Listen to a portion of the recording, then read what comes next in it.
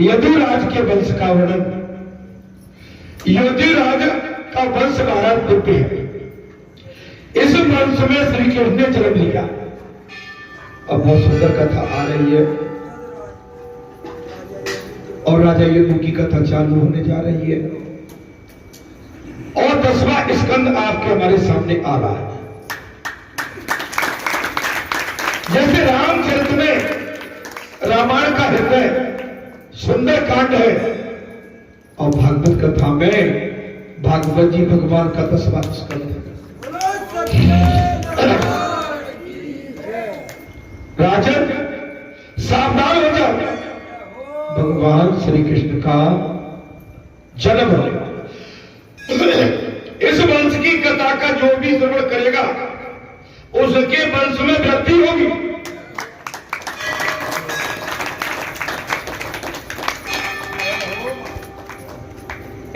इस कथा का जो भी श्रवण पाठ करेगा उसके घर में वृद्धि होगी। ये हरिवंश की कथा है। हरिवंश आहु के या 2 पुत्र हुए, देवक और उग्रसेन। आहु राजा थे, उनके यहां 2 पुत्र हुए। आहु के देवक और उग्रसेन। देवक ने 7 कन्या का विवाह वसुदेव के साथ कर दिया। महाराज उग्रसेन देवक ने 7 कन्या का विवाह किसके साथ कर दिया? वसुदेव के साथ। वसुदेव देवकी के यहां 6 बालक हुए। वसुदेव और देवकी के यहां 6 पुत्र बालक। रोड़ी से 7वीं संतान हुई बलराम। रोड़ी के गर्भ से 7वीं संतान बलराम। 8वीं संतान के रूप में जन्म लिया भगवान श्री कृष्ण ने। 8वीं संतान के रूप में इसका जन्म हुआ भगवान श्री कृष्ण का। परमात्मा जब पृथ्वी पर आते हैं, कथा ध्यान से सुनिए।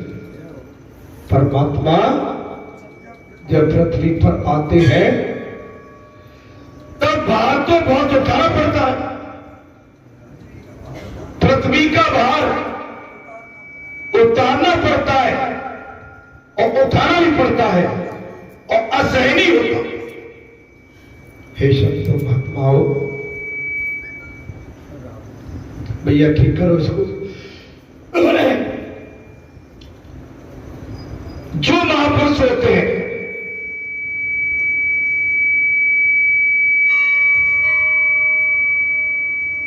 जो देवपुरुष होते हैं, किंतु वे धर्म की संस्थापना और अधर्म के नाश के हेतु अवतार लेते हैं।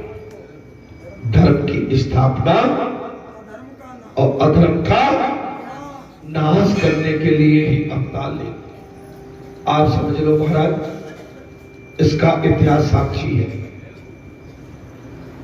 जितने भी अवतार हुए हैं, अधर्म का विनाश हुआ है और धर्म की स्थापना हुआ।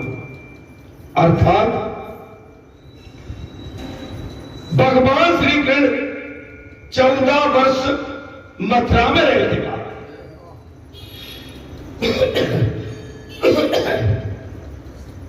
भगवान श्री कृष्ण 14 वर्ष मथुरा में रहे और द्वारका में वास किया। वे द्वारका नाथ भी बने। पृथ्वी पर से अधर्म का भार दूर करने के लिए उन्होंने पांडव कौरवों के युद्ध का आयोजन किया।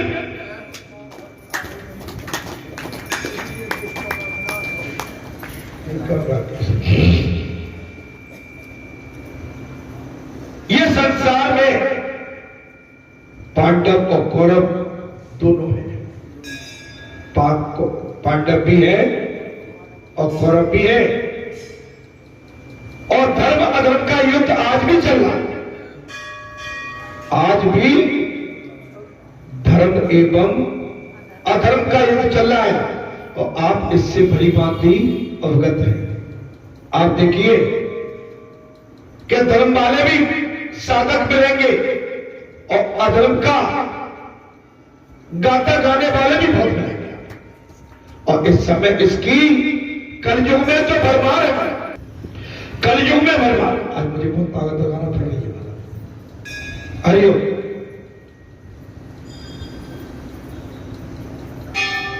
इस प्रकार नवम स्कंद की समाप्ति में संक्षिप्त कृष्ण कथा कहिए। हरे राम बस ठीक है, राम राम हरे हरे, हरे कृष्णा बस ठीक है भैया, हरे कृष्णा कृष्णा कृष्णा हरे हरे। मैंने वेदी रचाई ने कृष्ण तेरे नाम की। ये 10वां स्कंद चालू हो गया। संत कहते हैं आप जैसे, भक्त कहते हैं आप जैसे। मैंने वेदी लगाई है कृष्ण तेरे नाम की, मैंने बिंदिया सजाई है कृष्ण तेरे नाम। हे कृष्ण मैंने मेहंदी लगाई तेरे नाम की और बिंदिया लगाई तेरे नाम की। मेरी चूड़ियों पे कृष्ण, मेरी चुनरी पे कृष्ण, मेरे नैनों में गड़ाई कृष्ण नाम। मेरी चूड़ियों पे कृष्ण, मेरी चुनरी में कृष्ण, मैंने नंदनी गड़ाई कृष्ण नाम की।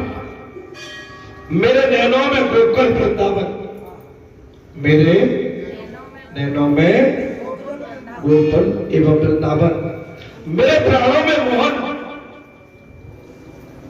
भगवान, मेरे हाथों में, मेरे होठों में कृष्ण, मेरे हृदयों में कृष्ण। मैंने ज्योति जलाई ये कृष्णा तेरे नाम।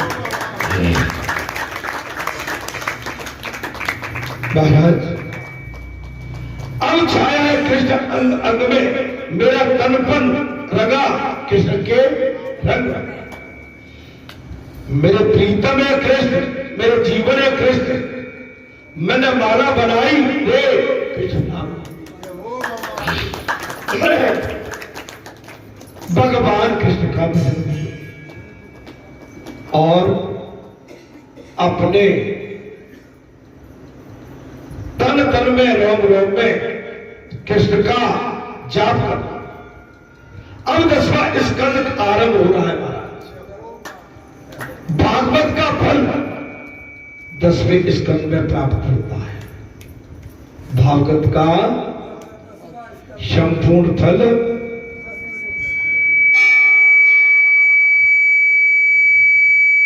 10वें स्कंद में। 10वें स्कंद में सुखदेव मानो आनंद से खिल गए। 10वें स्कंद में भगवान सुखदेव मानो आनंद से खिल गए। ये सुखदेव के दर्शन, इस देव की कथा है। ये 10वां स्कंद किनका है? भगवान सुखदेव के इष्टदेव का। इष्टदेव कौन है? भगवान सुखदेव के कृष्ण, राधा कृष्ण। श्रीमद् भागवत 7 दिनों में मुक्ति दिलाने वाला ग्रंथ। श्रीमद् भागवत 7 दिनों में मुक्ति दिलाने वाला ग्रंथ। अनेक जन्मों का और अनेक जन्मों तक साधना करने पर भी नहीं मिल पाती मुक्ति। अति दुर्लभ मुक्ति राजा परीक्षित को 7 दिनों में मुक्ति मिली। आखिर ठीक हो पा रहा है क्या तुम्हारा? इधर आ मत छिड़कानी करो, थोड़ा तुलसी का पानी करो, गला खुल जाएगा। परीक्षित का प्रश्न था मृत्युग्रस्त व्यक्ति का क्या कर्तव्य है। परीक्षित का प्रश्न था भगवान सुखदेव से कि मृत्यु ग्रस्त व्यक्ति का क्या कर्तव्य है। तब सुखदेव ने ये यज्ञ करने की आज्ञा देते हुए तो 7 दिनों में मुक्ति पाना संभव नहीं था।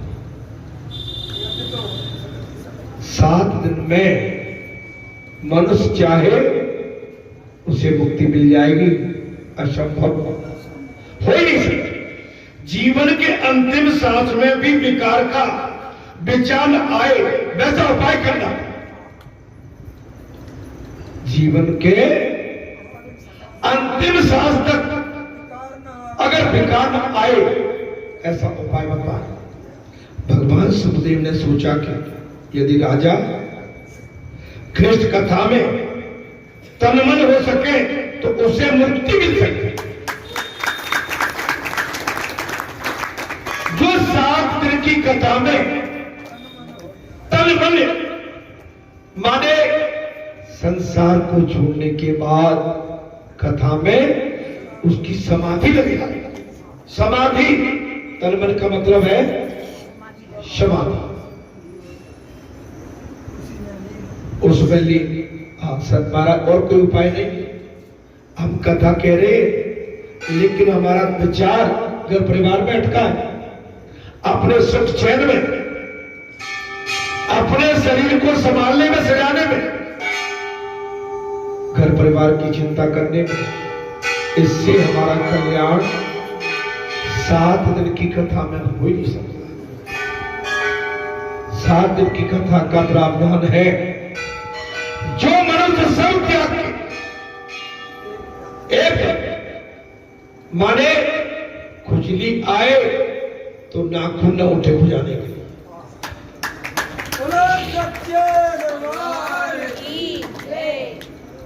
ध्यान आ जाए तो कहीं हम ऐसा न करें। कैसा? एक बार ध्यान आ जाए हम ये न करें। देह की सुध, और जब तक देह की सुध नहीं भूलोगे तब तक आपका हमारा कल्याण आ नहीं सकता। महादेव बाबा के सामने हनुमान महाराज पहुंच गए। महादेव बाबा बोले मैं तुम्हें कुछ मंत्र देना चाहता हूं। महादेव बाबा नटराज बन के नृत्य करने लगे तो जैसे महादेव बाबा नृत्य करते थे हनुमान वैसे ही करते थे। महादेव बाबा एक पैर के बल खड़े रहे, हनुमान भी वैसे ही करने लगे। सारे नृत्य में निपुण हो गए। महादेव बाबा ने कहा अब मैं जैसे खड़ा होता हूं समाधि कर, हिलोगे नहीं, शरीर भी नहीं हिलाओगे और हिलोगे भी नहीं। महादेव बाबा तो अंतर्यामी हो गए महाराज। हनुमान जी बालपन में है और खड़े हैं। अब क्या चेटी चढ़ी बाबा के पैरों, क्या करी चेटी, तो चेटी खुजली मारती और बाबा हिले डुले नहीं, चेटी रेंगने लगे। चेटी भी जब नहीं हिले डुले तो बाबा ने क्या किया महाराज, चेटी चढ़ा दी, बड़ी बड़ी चेटी। हाँ बड़ी चली, उससे भी कोई फर्क नहीं पड़ा। अब बाबा ने बिच्छू चढ़ा दिए, बिच्छू ने डंक मारा बाबा के पैरों में, जहर चढ़ा, खून निकला, लेकिन हनुमान जी डगे नहीं। बस उसी समय भोले बाबा प्रकट हो गए। बोले ठीक है, बोले हनुमंत तुम परीक्षा में पास। हम यहाँ क्या करते हैं? अच्छा हम भी करते हैं ना, पसीना आएगा तो ऐसे और कोई ऐसे करने लगते हैं। क्या करते हैं? आदत पड़ी जी मूंछों को संभालना। अच्छा बड़ी सभा में एक चीज और कह देता हूँ, दुनिया में अकेले संभाल लेना, लेकिन भरी सभा में मैं आज से विनती करता हूँ कभी मूंछों पे हाथ मत फेंको। जी अभिमान का प्रतीक भद्दा लगा, बुरा तो नहीं लगा। जी अभिमान है आपकी, उससे आपका पता पड़ता है कि आप ये क्या होता है महाराज जी, हमेशा नहीं किया जाता। ये तो अंतिम मरते समय की बात है, जब कोई सामने वीर खड़ा है तो फिर तो भाई पुजारी का ठीक बोला जी महाराज। कभी नहीं, चाहे आप माने कभी, और बार बार माने ऐसा महसूस मत करना कि हम अभिमान भरी बात कोई कर रहे हैं। इससे बचना चाहिए, दीनता, विनय भाव। अच्छा, कई लोगों की आदत होती है जैसे अपना बार बार अपने शरीर का बाहर सौंदर्यीकरण का प्रश्न करना, अपने शरीर को बार बार संभालना। नहीं नहीं, भगवान से सुंदर कोई है ही नहीं। और भक्ति में सौंदर्यता का और परफ्यूम, मैं एक चीज और बोल रहा हूं, किसी भी देवी स्थान पर परफ्यूम लगा के बचा। ये परफ्यूम आपका सिंथेटिक होता है, इसमें एसिड होता है, इसमें जो शराब में मिलाया जाता है वो एसिड होता है। मेरी बात समझ में आ रही? देव स्थान पर आप परफ्यूम लगा के गए, अपवित्र हो जाओगे।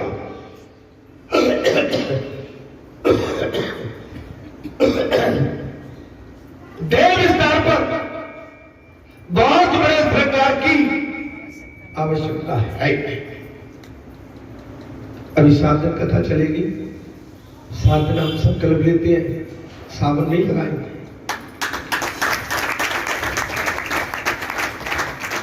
धरती में सोएंगे, अपना श्रृंगार नहीं करेंगे अन्यास। ये बने हमारी संस्कृति है, हमारे सनातन की ये परंपरा है।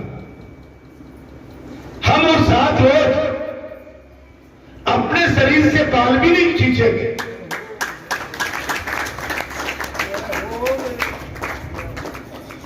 साधना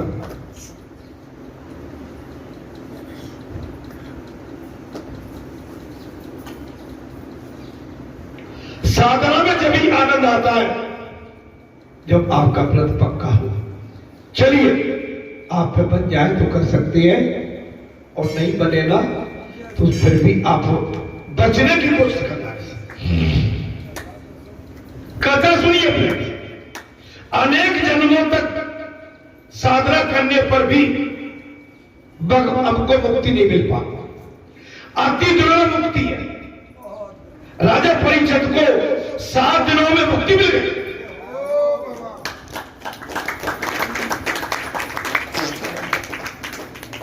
राजा परीक्षित को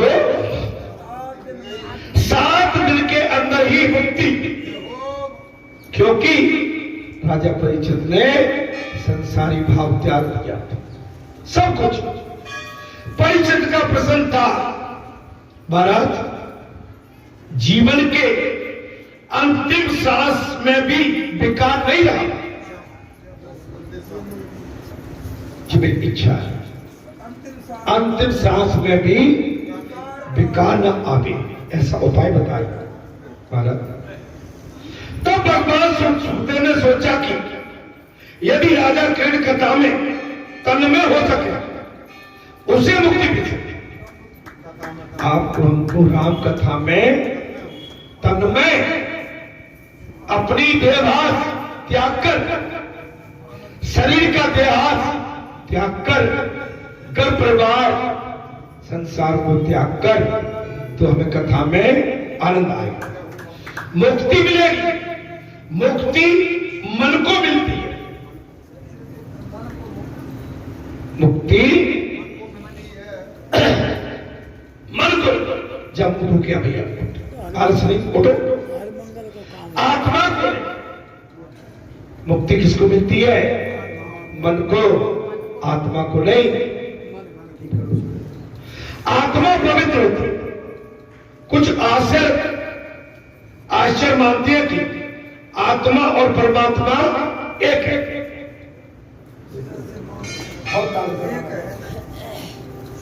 बहुत ताकत। तो कुछ आत्मा और परमात्मा को लोग भिन्न भी मानते हैं। कुछ ऐसे भी हैं जो आत्मा को और परमात्मा को भिन्न मानते, वे मानते हैं कि आत्मा अंश है। क्या मानते हैं? आत्मा ईश्वर का अंश है और परमात्मा अंशी है। एक वचन और बहुवचन। ईश्वर है बहुवचनी और जीव है एक वचन, क्योंकि उस परमात्मा से ही हम सब महाराज, उसके अंश होने के कारण और उसी से हम चल पाते हैं, बोल पाते हैं, उठ पाते हैं और संसार में कर्म भूमि में अपना कर्म कर पाते हैं। शंकर स्वामी का सिद्धांत इस प्रकार है। शंकर कथा में प्रसंग आ गया। शंकर स्वामी का प्रसंग इस प्रकार है। जीव और ईश्वर एक है। जीव और ईश्वर एक है। जो भेद दिखाई देता है वो अज्ञान के कारण दिखता है। ईश्वर और जीव एक है। लेकिन जो भेद दिखता है वो जीव की अज्ञानता के कारण दिखता है। भेद औपाधिक है। औपाधिक के कारण भेद का भास होता है, किंतु तत्व भेद नहीं है। तत्व क्या नहीं है? भेद है। भेद के दो प्रकार होते हैं, स्वतः सिद्ध भेद और औपाधिक भेद। सिद्धि भेद और औपाधिक भेद। घोड़ा और गाय का भेद स्वतः सिद्ध है। घोड़ा उदाहरण दे दिया और गाय अलग है। न तो घोड़ा का गाय बन सकती है और न गाय घोड़ा बन सकता है। औपाधिक भेद जल का वास्तविक स्वरूप शीतलता का है। जल का स्वरूप कैसा है? शीतलता। उष्ण जल की उष्णता का उत्पाद, माने जल को जब गर्म किया जाता है तब उसके अंदर गर्मी आती है, ऊष्मा आती है। वास्तविकता तत्व आत्मा और परमात्मा, जीव और ईश्वर एक ही है। जीव एवं ईश्वर, अब आप अपने आप को पहचानो। ईश्वर और जीव आप एक ही है, अलग नहीं है। लेकिन आपने, हमने परमात्मा को अलग कर दिया और अपने आप को अलग कर दिया, बंटवारा करके बैठे हैं। इसलिए हम केवल भगवान को पहचान नहीं पाते, भगवान को अलग मानते, जबकि ऐसा नहीं है। आप हम भगवान के बल से ही यहां तक चल के आ पाए। जो भेद दिखता है वो औपाधिक है, वास्तविक नहीं है। हमारी सोच में है, हमारी समझ में है। हम ईश्वर से अलग नहीं है, ईश्वर हमसे अलग नहीं है। हमारे सबके अंदर परमात्मा वास करता है, बेटा है।